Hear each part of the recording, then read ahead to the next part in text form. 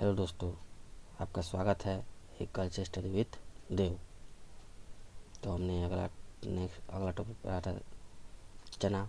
अब हम आज पढ़ेंगे मसूर।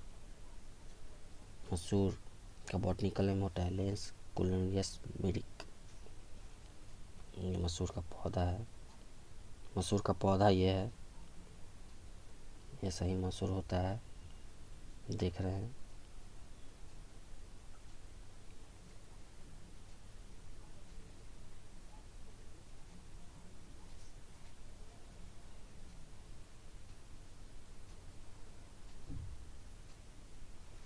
रबी दलहनी फसलों में चना एक के बाद मसूर एक दूसरी पौष्टिक दलहन फसल है। बिहार के दाल क्षेत्रों में एक प्रमुख फसल है। मसूर के दालों में 24 से 26% प्रोटीन होती है। 24 से 26% प्रोटीन होती है। 50 से 57 से 60% कार्बोहाइड्रेट होती है। 1.3% से वसा होती है। रेशा 69 मिलीग्राम होती है। कैल्शियम 300 मिलीग्राम होती है। फास्फोरस 60 मिलीग्राम होती है। लोहा प्रति 100 ग्राम पाया जाता है, 60 मिलीग्राम पाया जाता है। तथा विटामिन ए और रिकोपोलिन प्रचुर मात्रा में पाई जाती है। रिकोपोलिन फेल्विन प्रचुर मात्रा में पाई जाती है। इसका उपयोग दाल के रूप में करते हैं। उत्पत्ति देख लेते हैं। मसूर पुरानी फसल में से एक है जिसकी उत्पत्ति टर्की तथा दक्षिण ईरान के क्षेत्रों में हुई, जिसके बाद इसका प्रवेश यूरोप, भारत तथा चीन में हुई। इसकी खेती उष्णकटिबंधीय जलवायु से लेकर शीतोष्ण जलवायु तक की जाती है। वितरण एवं क्षेत्र का विस्तार देख लेते हैं।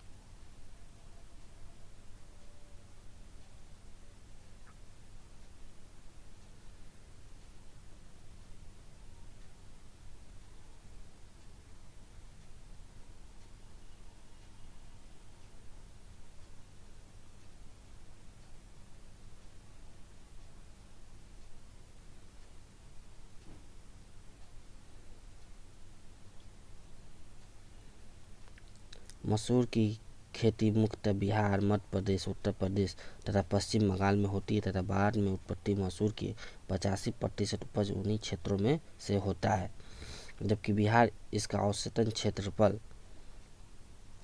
15,854.80 हेक्टेयर में इसकी दलहनी क्षेत्र में होता है तथा उत्पादन 17,02,790.80 मिली टन पर 35.92% कुल दलहनी उत्पादन का होता है। बिहार में मुख्यतः इसकी खेती पटना के पूर्वी तथा पश्चिम चंपारण, भभुआ, औरंगाबाद, गया, नालंदा, नवादा, रोहतास में होती है। खेती के लिए उपयुक्त मिट्टी एवं जलवायु। इसके पौधे के समुचित विकास के लिए सर्वोत्तम तापमान 15 से 25 सेंटीग्रेड पाया गया है। मसूर की खेती सभी प्रकार की मिट्टी में की जा सकती है, लेकिन बलुई, दोमट तथा दोमट भारी मिट्टी इसकी खेती के लिए उपज प्राप्त कर सकते हैं।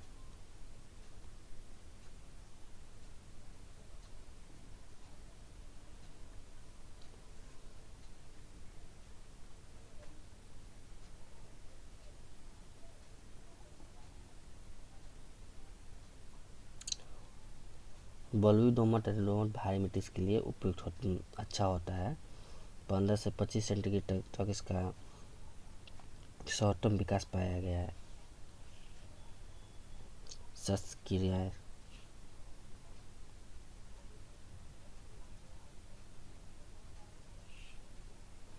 भूमि की तैयारी।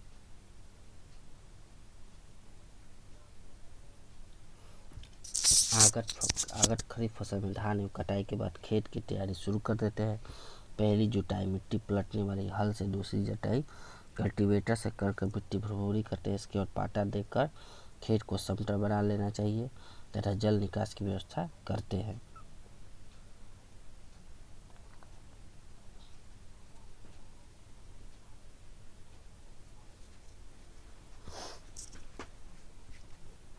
उन्नत प्रभेद देख लेते हैं किसमें।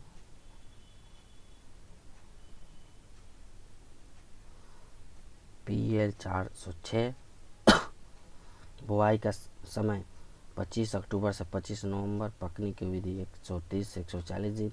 औसत उपज है क्विंटल प्रति हेक्टेयर 18 से 20 क्विंटल। पूरे बिहार तथा पैरा फसल के लिए IPL 408 15 अक्टूबर से 15 नवंबर। IPL याद रखेंगे, IPL मैच होता है, IPL भी याद रखेंगे, उससे याद हो जाएगा। IPL 408। पकने की विधि 120 से 130। औसत उपज 15 से 18। उपयुक्ति बारदाना उकटा तथा जड़ गलन के रोग और विधि मल्लिका केस 75 15 अक्टूबर से 15 नवंबर। पकने की विधि 130 से 135 दिन होती है। औसत उपज होती है इसकी 20 से 22। दाने मध्यम आकार का पूरे बिहार के लिए उपयुक्त। अरुण PL 77/12 15 अक्टूबर से 15 नवंबर। पकने की विधि 110 से 120। औसत उपज है 20 से 25 कुंटल। व्यक्ति दाना मध्यम आकार का PL 639 25 अक्टूबर से 15 नवंबर। पकने की विधि 120 से 125 दिन। इसका औसत उपज है 18 से 20 क्विंटल पर हेक्टेयर। पूरे बिहार के लिए उपयुक्त है। HUL 57 25 अक्टूबर से 15 नवंबर। पकने की विधि 120 से 125 दिन। इसका औसत उपज है 20 से 25। उकठा सिसानु है। KLS 218 25 अक्टूबर से 15 नवंबर। इसकी पकने की विधि 120 से 125 दिन है और औसत उपज है 20 से 25। हरदा राष्ट्र उकठा सिवनु नरेंद्र मसूर 25 अक्टूबर से 15 नवंबर। इसका पकने का विधि 120 से 125 दिन। औसत उपज है 20 से 25 क्विंटल प्रति हेक्टेयर। हरदा राष्ट्र एवं उकठा सिहानु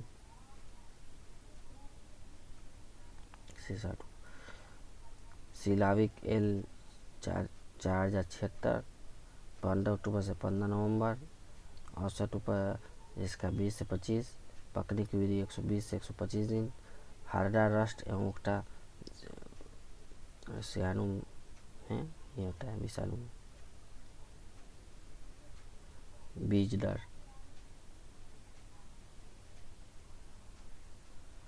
छोटे दाने की प्रजाति के लिए 30 से 35 एवं बड़े दाने के लिए 40 से 35 किलोग्राम प्रति हेक्टेयर के पैरा फसल के रूप में बुआई के हेतु 50 से 60 किलोग्राम हेक्टेयर का प्रयोग करना चाहिए। बीजोपचार चने की तरह करना चाहिए, जैसे कि उसमें बिविस्टिन थायराम मिलाकर रखना चाहिए। उसी तरह करनी चाहिए जैसे हम लोग चना में करते हैं। कैप्टान हुआ, ये सब करना चाहिए। बोने की दूरी पंक्ति से पंक्ति दूरी 25 सेंटीमीटर तथा पौधे से पौधे दूरी 10 सेंटीमीटर रखना चाहिए। उर्वरक प्रबंध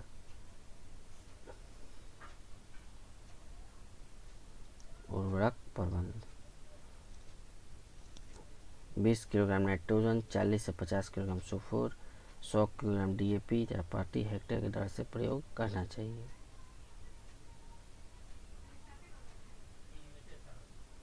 उर्वरक की पूरी मात्रा में बुआई के पर पूर्व अंतिम जुताई के समय एक समान रूप से खेत में मिला देना चाहिए।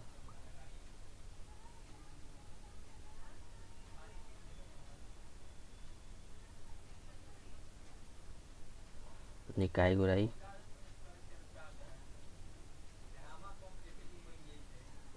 निकाई गुड़ाई एवं खरपतवार प्रबंधन। चने की भांति इसका करना चाहिए खरपतवार नियंत्रण। जैसे चना में करते हैं हम लोग, उसी तरह इसमें भी करना चाहिए। सिंचाई का प्रबंधन भी चने की तरह करना चाहिए, जैसे चना में सिंचाई का प्रबंधन करते हैं। मिश्रित खेती, सरसों एवं तीसी के साथ में मिश्रित खेती करना चाहिए।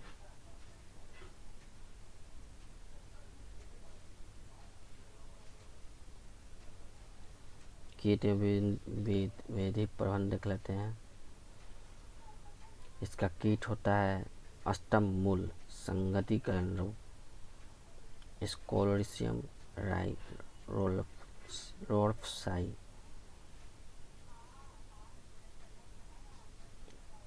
रोग कारक के नाम है। लक्षण देख लेते हैं क्या होता है इसमें। लक्षण,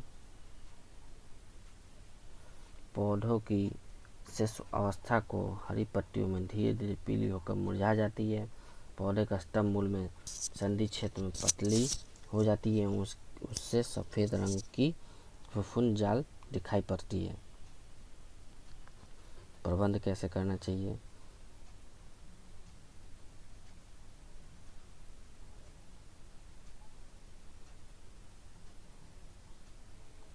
गर्मियों में गहरी जुताई करनी चाहिए।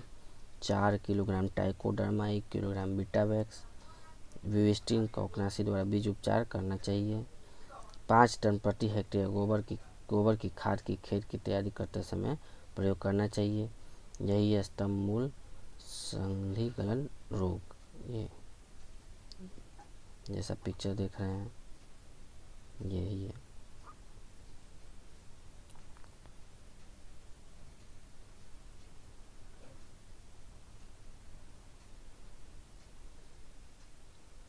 कटाई, अधोनी, भंडारण। फसल को तैयार होने पर फलियां पीली पड़ जाती है, तब पौधे को काट कर धूप में सुखा लें एवं दौनी कर दाना अलग कर धूप में सुखाकर भंडारित करना चाहिए। तो दोस्तों आज मैंने मसूर ख़त्म कर दिया। अगर मेरा वीडियो अच्छा लगा हो तो चैनल को सब्सक्राइब करें, लाइक करें और शेयर अवश्य करें। नमस्कार।